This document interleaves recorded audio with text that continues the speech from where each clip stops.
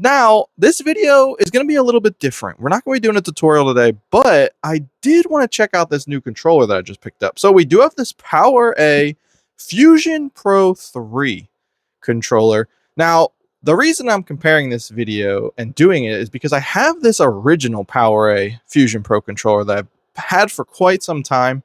I've actually had two of those. I've had these for like probably 4 years now. I've been a little out of the game because I've been on mouse and keys and I really haven't been paying attention to controllers too much.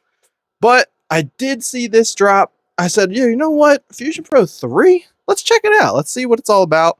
Multiverses just came out, so I've been playing a little more controller games, Rocket League, stuff like that. So you know what?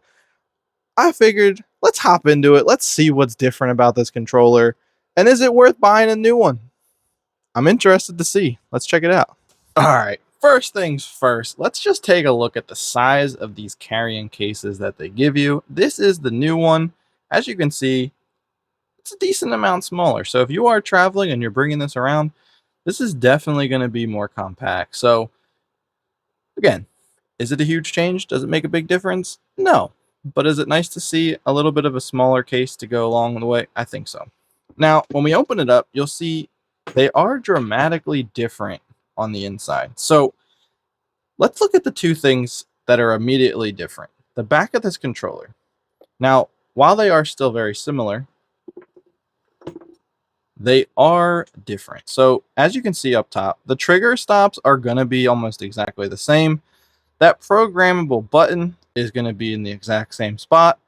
But as you can see, these buttons are built right into the controller, which is going to be a huge improvement over this crazy contraption that would actually snap onto the back of this controller like this, and then you would have these little metal bars that would actually be what triggers your programmable buttons. Now, the only downside with these is if you were to hit your controller, they would do stuff like this, and they would fall out, and you'd have to fix them, and they sometimes are tricky to get back in. So I can already tell you right now, adding them right to the back of the controller is going to be a huge win, and you're not going to have to play around with those. Now, the next crucial thing, I know I have this stuff all over the place. The next crucial thing is the weight of this new controller has got to be a third of the weight of this controller. This controller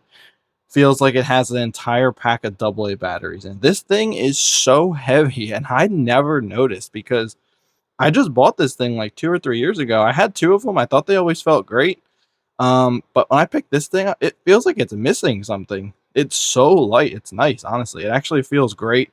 You got the same kind of rubberized grips on the back here, but they did bring the rubberized grip over to the front. Whereas you can see on this one, there are no rubberized grips on the front of this thing. So this controller definitely feels a little better in your hands. Shape-wise, it's exactly the same. These faceplates would probably snap off and lock right back on top of each other if it wasn't for this added middle button here. And you have this little cool volume toggle for your microphone, for your It's really only going to come in handy if you're rocking the 3.5 jack.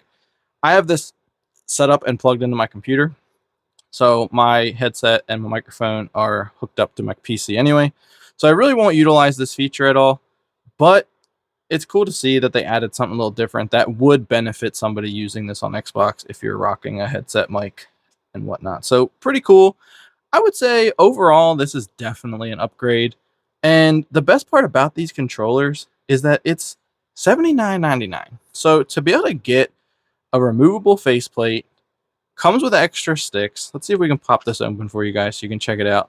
So again, super easy to move. It's got magnets on it, which is super satisfying. So when you snap this thing back on, it just kind of snaps right in place, and it's really nice. But again, you got your concave and convex extended sticks. So these are slightly longer. I know some people like the longer sticks for, that's what she said, you know, aiming with the controller and whatnot, but I would say this thing is solid.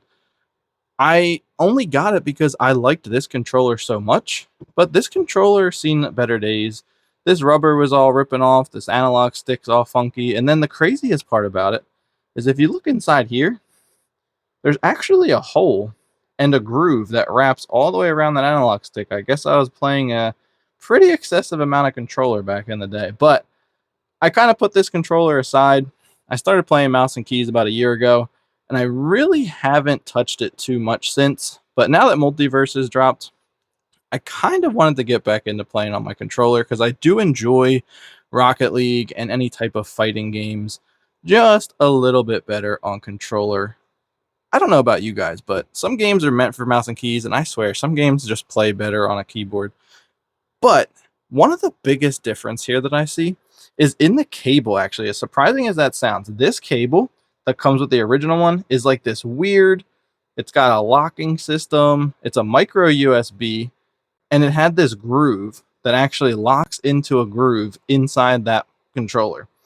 So what ended up happening is I ended up rolling over this with my chair and completely ruining it. So this entire cable just kind of became unusable.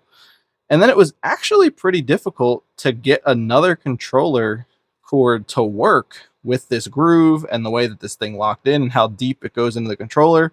I had to like shave down a wire and shave out a groove and all this other stuff because I had no luck getting a new one. So having this micro USB-C is going to be, I think, a big upgrade because there's no groove. It doesn't lock in. It's just a regular standard charger with a USB end. And if it ever broke or anything ever happened to this, you could just literally grab another USB-C and you're good to go. So overall, I would say this controller feels absolutely phenomenal.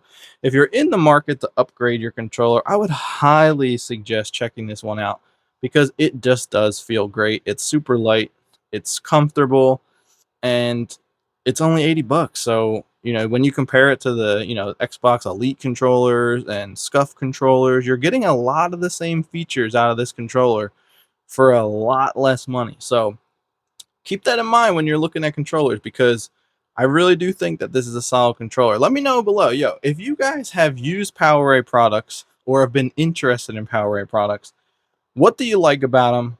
What turns you off about them? And are you still buying PowerA products? So let me know. Again, this video by no means is sponsored by PowerA. This is me just doing this on my own because I do like this product and I was pretty excited to get this new controller. And again, I wanted to do something a little bit different on this channel. So I hope you guys like it, and I'll catch you on the next one.